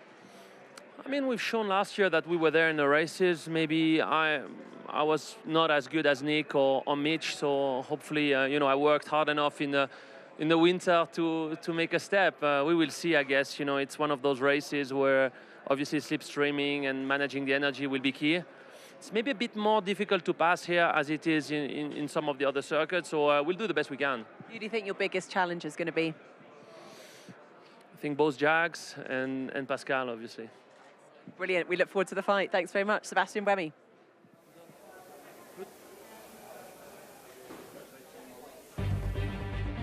Sebastian Buemi then a little bit disappointed with taking second place on the grid, but nonetheless a good starting position for him. Here is how the grid lines up then ahead of the first round of the season. It's Nick de Vries and Dan Tinctum at the back of the field. Then it's Ollie Rowland and Lucas de Grassi in 20th and 19th place respectively. Up next, Sergio Setecamera ahead of the rookie Jehan de Ruvala. Let's see what the Indian driver is going to be able to do on his debut for Maserati. Antonio Felix da Costa, Meyer down in 16th place, just behind Eduardo Mortara. Then you've got Jake Dennis and Norman Nato, the two Andrettis in 13th and 14th place. Nico Müller just up the road ahead of Sam Bird's McLaren in 11th position. Then you've got Jean-Eric Verne in 10th place, just behind Sasha Fenestraz in the Nissan. Further inside the top 10, Stoffel Vandoorne in 8th position, just behind Robin Freitz. And next up, it is Mitch Evans in 5th place. Alongside him will be Jake Hughes in 6th. Second row of the grid will be occupied by Max Günther and Nick Cassidy. And then, of course, the front row, as we very well know, will see Sebastian Buemi in 2nd place and Pascal Wehrlein on pole position.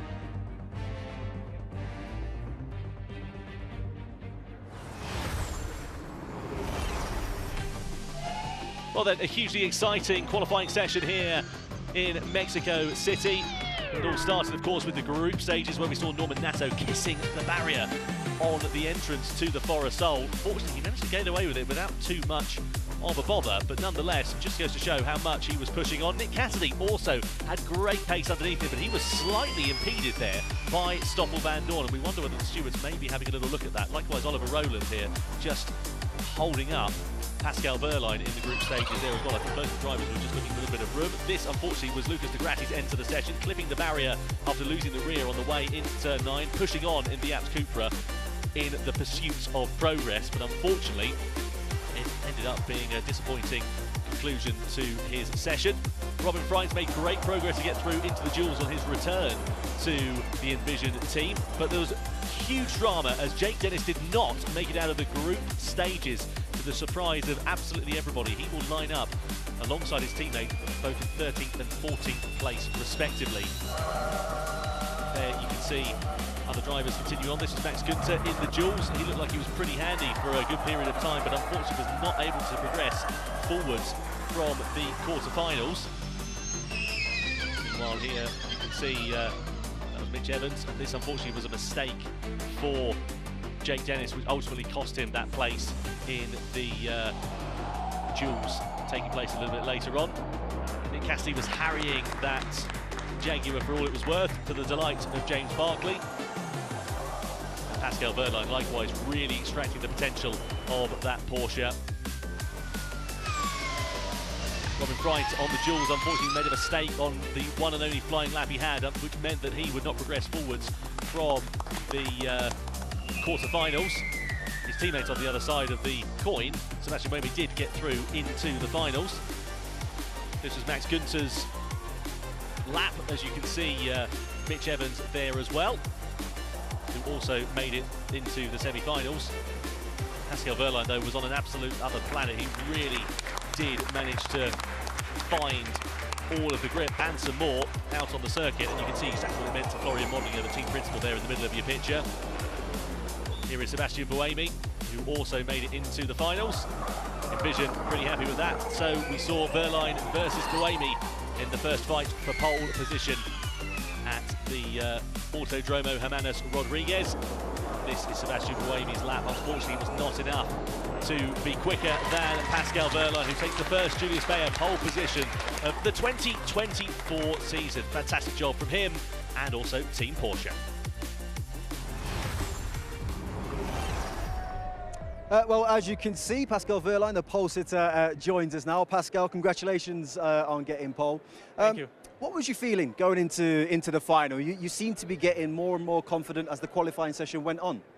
Yeah, I think this morning we were not super happy with the car. We struggled a little bit, and we changed the car, so it went into the right direction. Was pretty happy with the balance now in qualifying, and then from run to run, you know, I just learned from small things I could do better on my next lap, and every lap was pretty spot on, and yeah, put it on pole. So very happy with what we did. I think also the off season we learned quite a lot, and qualifying was always one of our weaknesses, and to kick off the season like this is awesome.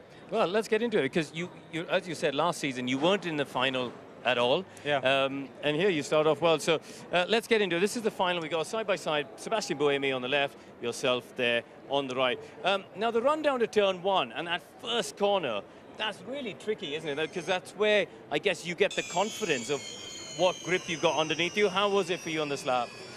Yeah, I always try turn 1 to not overdo it, but actually here I had a bit of front locking, and it was pretty close on the inside wall. I was going to say, I'm going to have to step across here to show you, because yeah, but to be honest, also on my final lap, I just said it's basically all or nothing.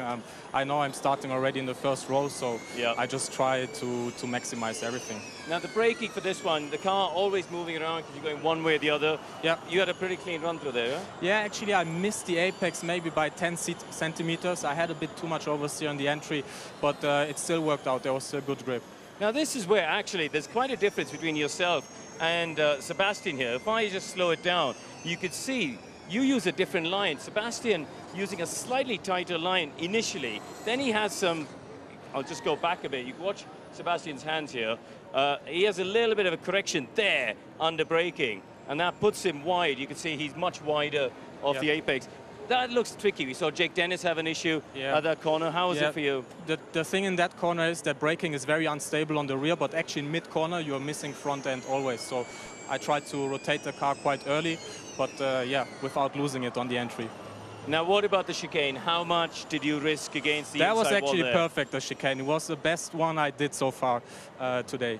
It really looked like you got the first Again to the angle wall right. on the inside. Yeah, but you open up the line. Really, it seems quite well. And I'm just watching your hands here. Get people at home to watch it. There, you can see you really managed to get the traction you need coming out as well. Yeah, yeah.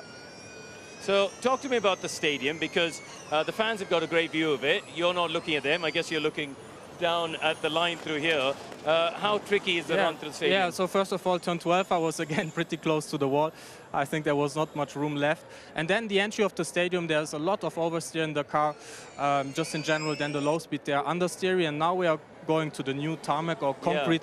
And the grip difference is huge compared to the whole track. And we were just struggling in general with grip there. And well, you say you're struggling. Watch Sebastian's hands here, because you know everyone's struggling for grip, but he has a massive moment just now when he starts to put the power down, change of surface there, and you can see he ends up, you know, with quite crossed up and losing more time. So, is it a corner where you have to mentally tell yourself, just hold back, don't overdrive it? Yeah, the thing is, it's also very bumpy there, so it's just easy to lose the car. Obviously, you want to take a lot of risk because it's easy to gain a 10th, but also if you overdo it, it's easy to lose a 10th. And the pedal tada, we saw and people the last corner, you just try to survive. There's so much oversteer. The tires are gone on the rear, and you just try to wrestle it around there. Well, Pascal, congratulations for putting it on pole. Thank you very much for joining us, and good luck this afternoon for the race. Thank you. Good luck. I mean, Karun, some real detail there. I mean, it just shows, you know, people like myself, just those minor little details that really matter to, you know, to make sure you can put it on pole. It's just the margins. It's such small margins that they've got in qualifying when they're trying to put that one lap together. And these little lockups we saw, these little errors we saw, you know, Buemi at 5 and coming out of the stadium there, that was enough to make the difference. And, you know, these drivers are all operating at such a high level. They've got to make sure that every braking point, every time they turn the steering wheel, is inch perfect. Let's get James in again. James, I mean, you saw there from Pascal, just going kind of like through the grid. If you know, looking at Jaguar today, do you think they'll be happy, disappointed as to where they are, or how qualifying went in? I mean, you've got to be happy. Anytime you get into the duels, you've got to be happy in this championship. I think that, you know, having both cars so close to the front, so competitive, you know, they're going to be really, really strong in this race, and they're going to be able to play the team game today. Both cars, same area, right at the front. You know, they're going to be a strong team to contend with.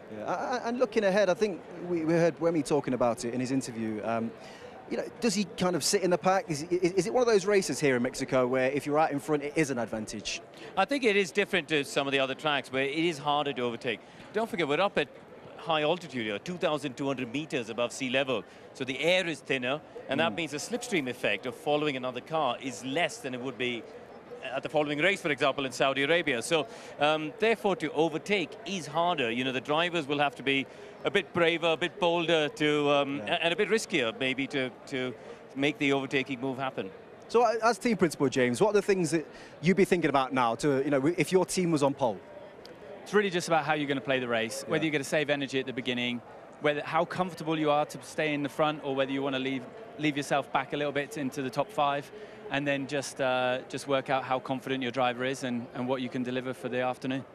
Well, you know what, it's been a brilliant start to qualifying, not only for the drivers, but for myself as well, getting myself out here, trying to relax a little bit. We've had David Coulthard signing autographs left, right and centre, but it's been absolutely brilliant. Now, Just a reminder, we'll be back with you in just over an hour and a half of coverage. The main event will be there this year. There we've got an hour's build-up for every race, so you're going to love that. Plenty of time to get stuck into all the key talking points from the movers and shakers. Many thanks to Karun and to James. Go freshen up, boys. We'll be back shortly, and you'll get to see the opening E-Prix of Season 10. It promises to be a good one.